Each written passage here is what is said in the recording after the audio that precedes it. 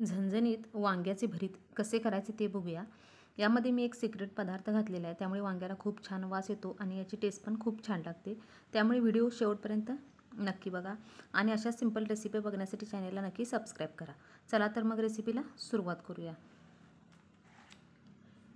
इथे मी 2 वांगी घेतलेले आहेत। आता वांग लवकर भाजावं म्हणून वांग्याला वरून थोडंसं तेल लावून घ्यायचं। आता अशा पद्धतीने दुसऱ्या देखील वांग्याला तेल लावून घ्यायचं। इथं दोन्ही वांग्याला तेल लावून झालेलं आहे आणि आता वांगा आतून पण चांगलं भाजावं म्हणून वांग्यामध्ये चाकू अशा पद्धतीने जागी जागी घुसवून घ्यायचा। यामुळे वांग आतून देखील लवकर भाजतं आणि त्यानंतर वांग्याच्या देठाच्या शेजारचा जो भाग असतो तो देखील काढून घ्यायचा। अशा पद्धतीने दोन्ही वांगी चाकूने घुसवून घेतलेली आहेत। आता ही वांगी भाजण्यासाठी गॅसवर गरम करायला ठेवायची।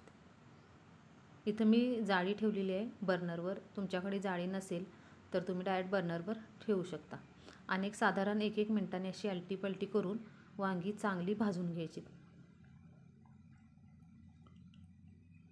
एक साधारण 3 ते 4 मिनिट झालेले आहेत आणि इथं वांगी आपली भाजून झालेली आहेत। गॅस बंद करायचा आणि ही वांगी पूर्ण थंड करून घ्यायची।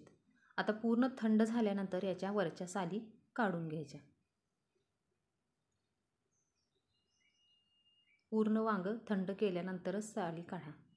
अशा पद्धतीने सगळ्या साली काढून घ्यायच्या आणि आता हे वांग आपण एका ताटामध्ये काढून घेऊया आणि अशा पद्धतीने दुसऱ्या देखील वांग्याची मी साल काढून घेतलेली आहे। आता चाकूने वांग्याचं देठ कट करून घ्यायचं आणि चाकूनेच छोटे छोटे याचे तुकडे किंवा स्मॅश करून घ्यायचं। वांग हाताने जरी स्मॅश केलं तरी चालेल। मी चाकूने असं थोडंसं याला स्मॅश करून घेणार आहे, एक साधारण 1 मिनिटभर। त्यानंतर कढईमध्ये तेल गरम करायला ठेवायचे। तेल गरम झाले की यामध्ये जिरे आणि कांदा घालून घ्यायचा। कांदा इथं मी 2 कांदे मोठे वापरलेले आहेत। वांग्याच्या भरतासाठी कांदा थोडा जास्तच वापरायचा आणि कांदा लवकर भाजावा म्हणून यामध्ये थोडंसं मी मीठ घालून घेतलेलं आहे आणि कांदा चांगला ब्राऊन होईपर्यंत याला आता भाजून घ्यायचं। कांदा ब्राऊन होत आला की यामध्ये टोमॅटो घालून घ्यायचा। इथं मी मोठा 1 टोमॅटो वापरलेला आहे आणि तो देखील एक साधारण मिनिटभर असंच परतून घ्यायचा, म्हणजे शिजवून थोडासा घ्यायचा। टोमॅटो शिजत आला की यामध्ये लसूण घालून घ्यायचा आणि जो मी सिक्रेट पदार्थ सांगितला होता तो म्हणजे कसुरी मेथी। यामध्ये थोडीशी कसुरी मेथी वापरायची, यामुळे वांग्याच्या भरताला वेगळी टेस्ट येते। आणि 2 मिनिट साधारण जरा परतून घ्यायचं आणि त्यानंतर हळद आणि चवीनुसार तिखट घालून घ्यायचं आणि थोडंसं मिक्स करायचं। यामध्ये थोडी मी धने पावडर देखील घातलेली आहे आणि थोडं मिक्स करून घ्यायचं आणि नंतर आपण स्मॅश केलेलं हे वांगं घालून घ्यायचं। त्यानंतर वरून थोडीशी कोथिंबीर घालायची आणि याला साधारण लो गॅस करायचा इथं आणि एक साधारण 2 मिनिट असं लो गॅसवरच चांगलं मिक्स करून घ्यायचं। गॅस पूर्णपणे लो करायचा।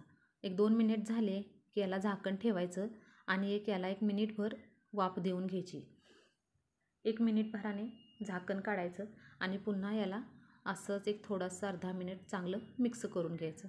त्यानंतर आपलं मस्त झणझणीत वांग्याचं भरीत तयार। आता याला आपण एका प्लेटमध्ये काढून घेऊया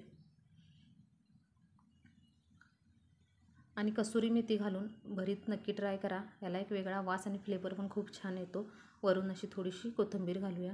त्यानंतर आपलं झणझणीत वांग्याचं भरीत तयार। त्यामुळे व्हिडिओ आवडला तर चॅनलला नक्की लाईक, शेअर आणि सबस्क्राईब पण करा आणि अशा सिंपल रेसिपी बघण्यासाठी नक्की चॅनलला सबस्क्राईब करा।